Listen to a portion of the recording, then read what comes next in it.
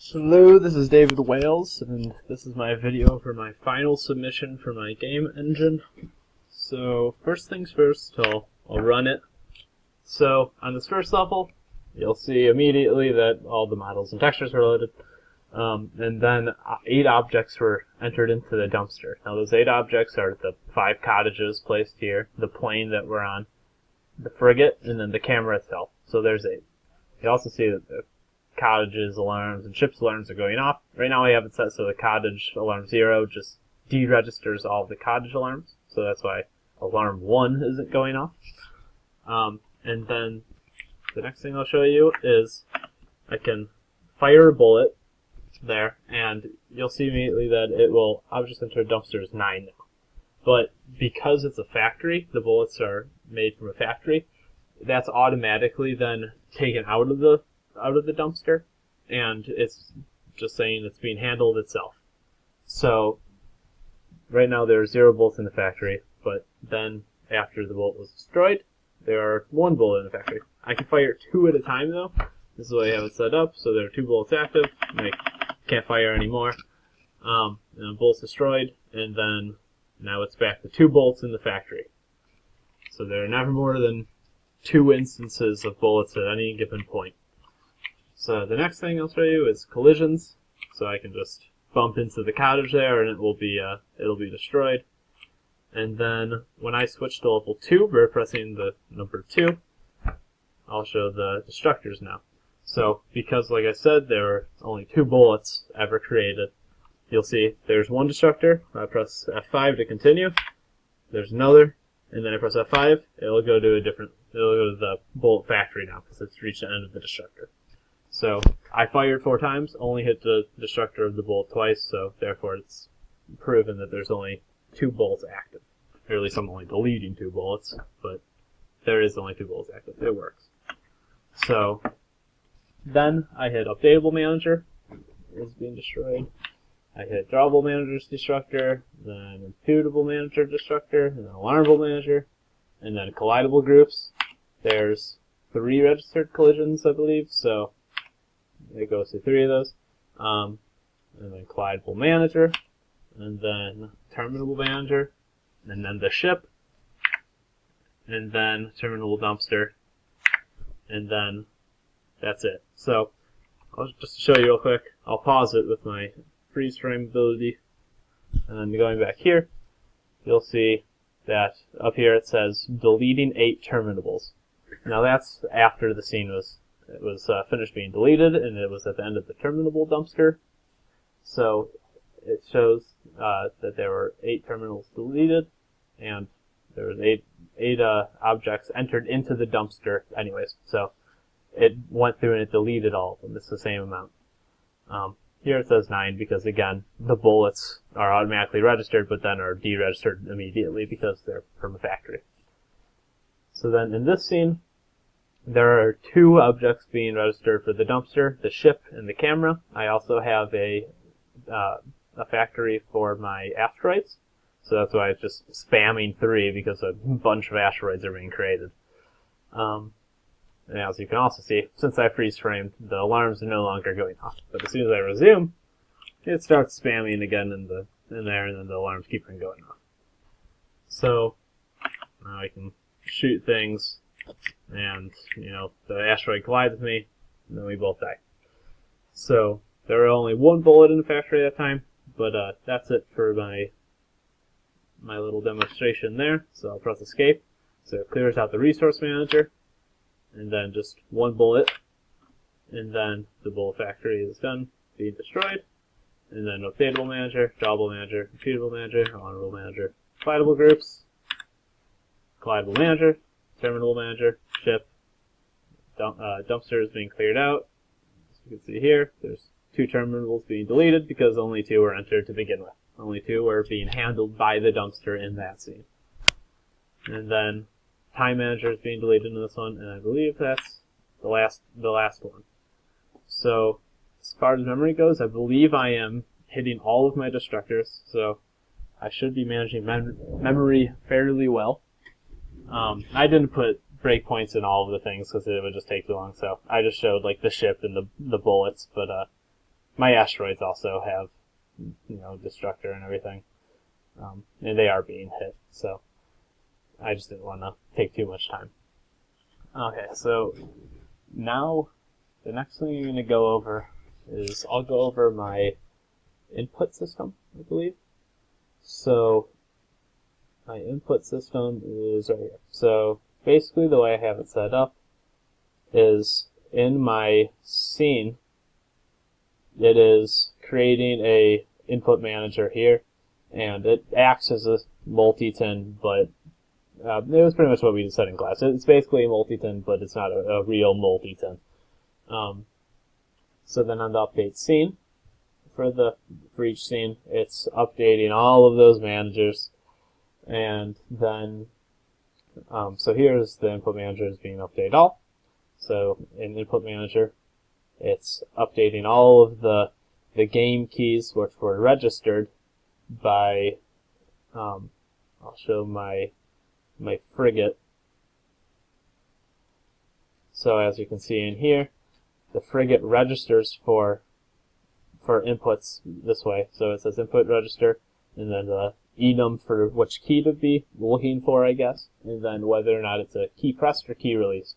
I changed it to an enum here because I felt it made it way more readable than a Boolean. So this registers it, and then it creates what I call a game key, which would just it had two lists of registered keys for up, registered keys for down, last state and current state, and then in the actual code there, every update it would just check the different states, the shift, alt, and control, and then it would see if it was a push down or a released, and then it would iterate through the list of keys of objects that were registered for the up or down, and then it would alert them accordingly. And then back to my immutable. So then it would update all of them. So that's where it would test whether or not it was a key press or key release. And then for the immutable itself, I just made shortcuts. I have this for just about all of them. So anything that you have to register for, so the updatable, I didn't have any self-registration. But so I made these little shortcuts for just about everything. So this is how the user could just do input manager and then the two enums. And then just callbacks for the key pressed and key released. So that was a fairly straightforward way of doing it, I thought. So now on to my alarmables. So the way my alarmables work are very similar. I have a multi-map for the timeline.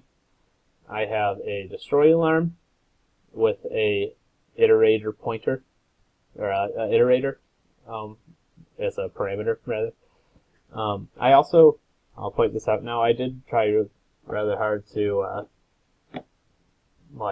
put my functions into the correct private or public, or for my managers themselves, or for some of my managers, like the immutable manager, I believe I put the callback as, I put all the callbacks as, or the mass updates, I guess, as private. And then for, in alarmables, the callbacks are protected, because only alarmables are going to have those callbacks, so I thought it was logical.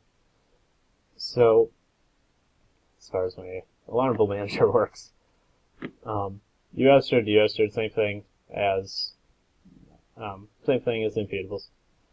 This time though, I had two different deregisters. I had one that just deregistered the entire alarmable, so you could just call deregister and get rid of all of the alarms for that alarmable, or you could just do a single alarm.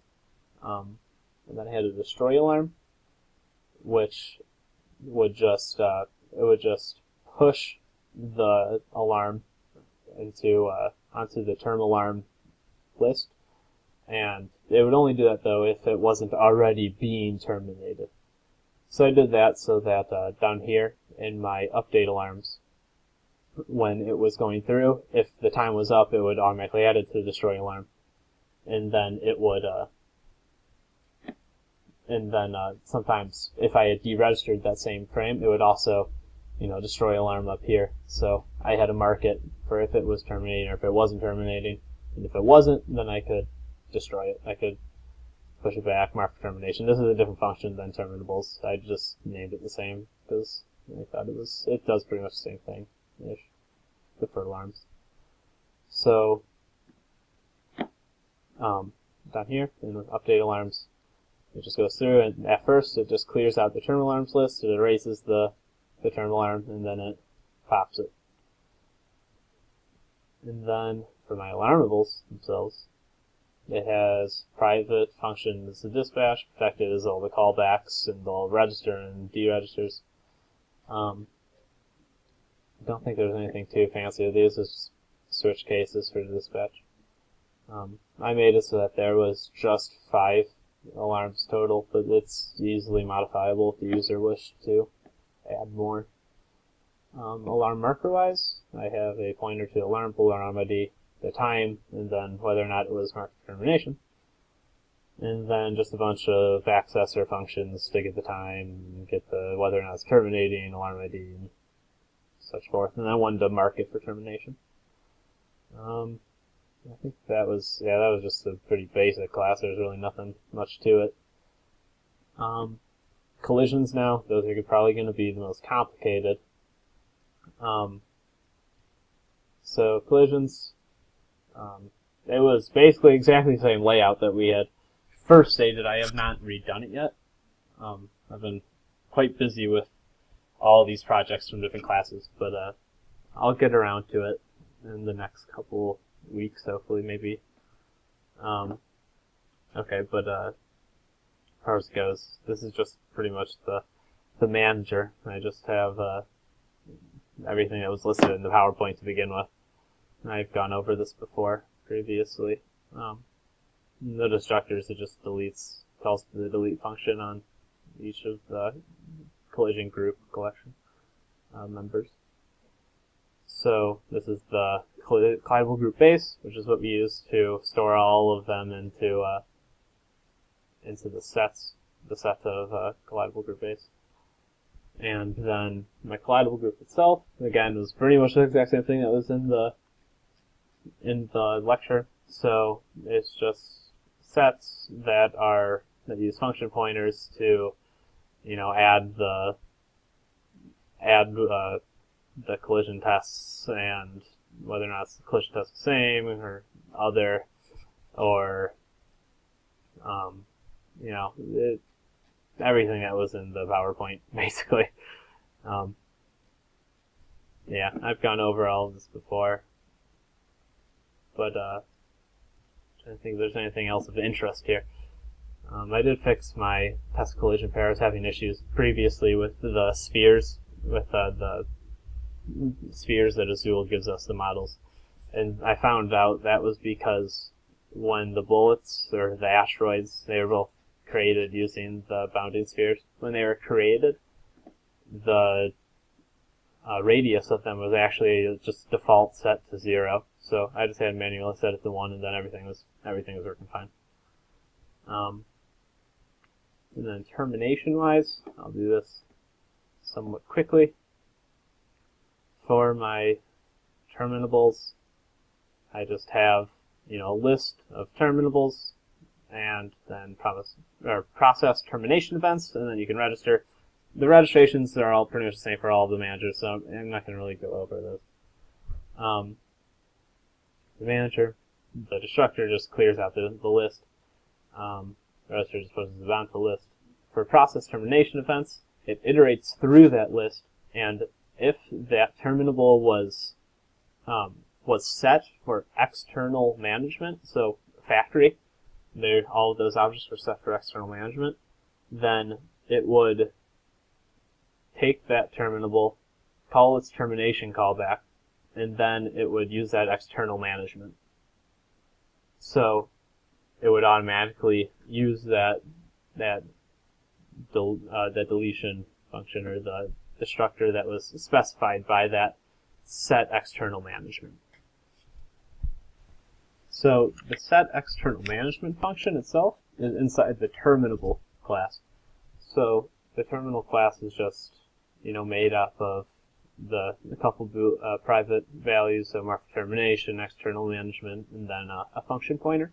Again, same thing as the collidable, or the collision system. I have not gotten around to swapping over the terminables, but it works. So I'll switch over in the next couple of weeks, hopefully. So then, besides those, it has a couple protected functions, the callback, and then the actual marking for termination. Because if you're not terminable, this might break things. And, there's no point in even having the callback.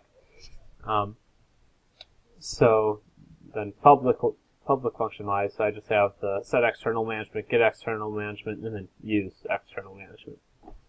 So those are defined, well, the use external management and get external management are just defined here because they're, small, simple things, one-liners that are pretty simple. But the set external management here is it takes a function pointer that takes a terminable as a parameter, all of that is just a big parameter for external management, or for set external management.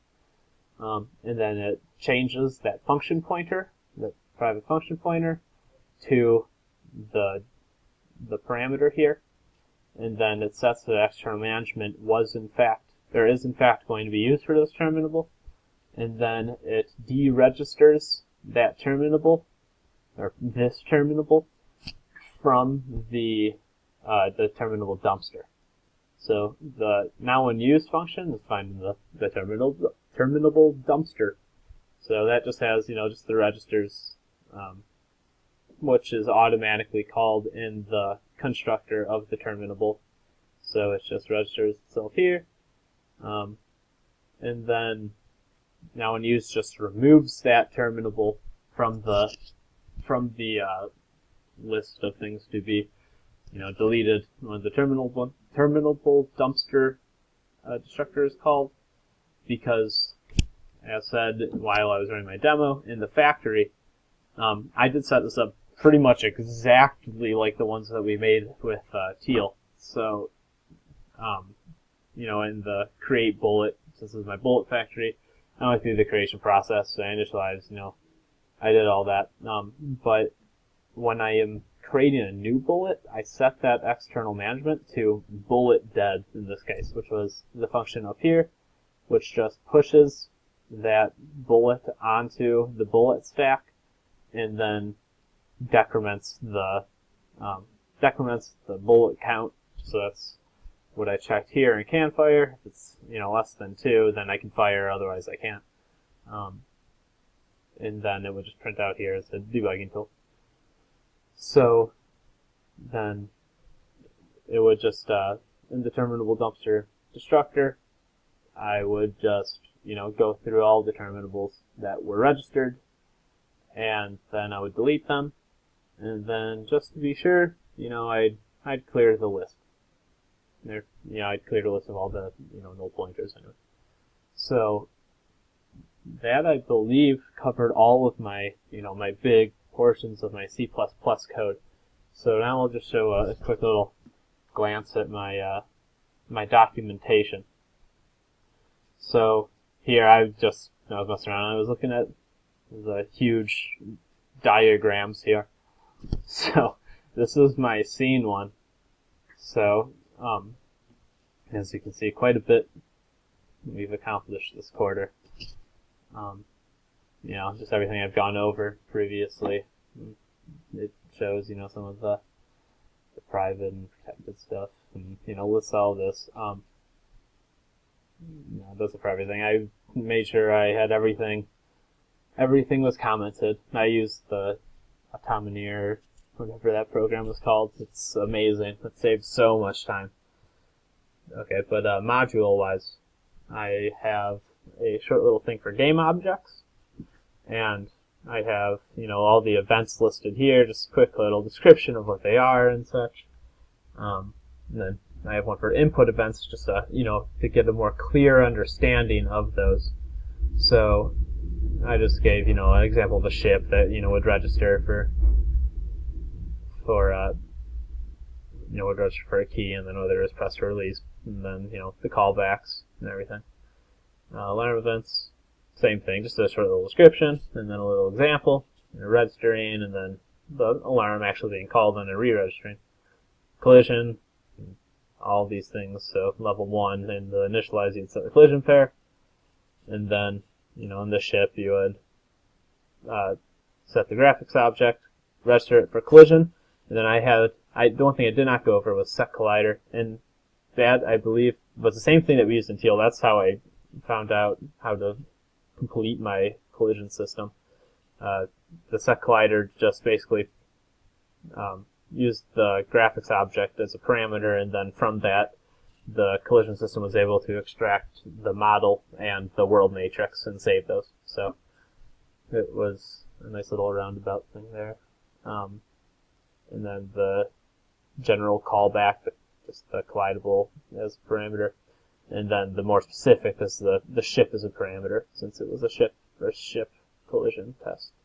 And then termination is the exact same thing. And then I even say here, because I didn't do any automatic registration or deregistration, I make sure that the user is aware here that he must deregister for everything he registered for. So, update, draw, and alarm, and in the termination, he deregisters from all three. And on alarm 0, he marks the termination as well. So the alarm deregister really shouldn't even do anything in this situation, but just in case. And then I have a short little thing for scene, which just describes how to create a basic scene. I just did the initialize in this case. In my actual game, I call the destruction of the factories in the scene end. So that's also a virtual function that the user has options to use if they so choose. And then just a short little thing for game loop user-defined functions, and these were just the little snippets that, or little functions that give the user a little bit more input in the complete game loop. So these are stated in the PowerPoint as well. I put them in the exact positions labeled in that and everything. And then I believe I'll just go over a quick little thing. I'll just go over my ship again. So as I stated previously, to set up the ship itself, all I did was, I had a graphics object, and I also had another graphics object for the collision visualization tool that we use. And then in the constructor, I set it to, a graphics object flat texture, and then I grabbed the model from the resource manager and the texture from the resource manager, and I registered it for update, draw, and input, a couple alarms, and then I set the scale, rotation, and position matrices. And I did add a little tool in here as well because I was getting annoyed with radians, so I just made a 2radians function in a tools.h. And then in my game object, I had a couple predefined, or I had a couple functions that could let me set scale, set rotation, and set position easily just by giving some parameters. And then I just have to set the world matrix to the one calculated by these three. And I register for collision, and then I set the collider to the graphics object of this, which is the ship. And then a couple of things for, this was for if I had multiple ships, it was easier to debug. And then graphics object wireframe would just set the model to bounding spheres for visualization purposes. And in my update, I found it easier to just use Azul's key state to move, and it would just set position to the X would just move by -1, or Y would up 1, or respectively, whatever it needed to be done. Alarms, it would print out that it was done, and then alarm register again. Basically, pretty simple stuff, just the enum here, and then the time here. draw the stuff for the sphere, basically, and then just here I just set the world majesty, and then render it, and then everything else for the collision sphere. And the callbacks, all the callbacks are here. So the key press, key release, collision with a cottage, collision with a ship, collision with an asteroid. The collision with the asteroid marks termination in this case, but all of them set the collision sphere to red. Then the termination function just deregisters everything, and then the and then the destructor just deletes the two graphics objects, the only things I called the word new on, because that makes the ship responsible for them. So I believe I gave a pretty decent overview of everything here, so I think that's it. So thank you for your time, and I'll see you next quarter.